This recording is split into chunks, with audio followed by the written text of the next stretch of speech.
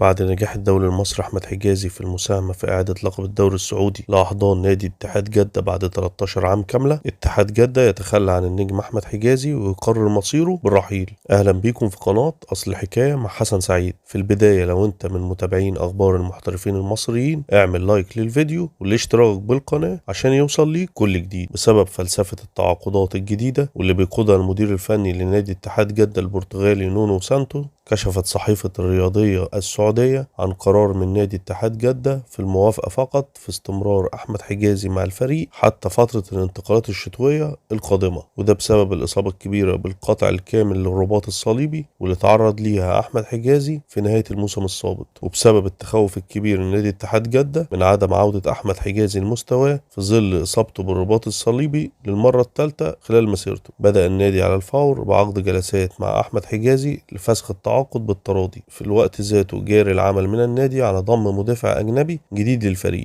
وقالت الصحيفة أن المدير الفني لاتحاد جدة طلب دعم دفاعه بضم لاعب أجنبي للفريق وهو البرازيلي ماركينيوس مدافع نادي باريس سان جيرمان. كده وصلنا للنهاية، ما تنسوش تدعمونا بلايك والاشتراك في القناة عشان يوصل ليكم كل جديد. كان معكم حسن سعيد.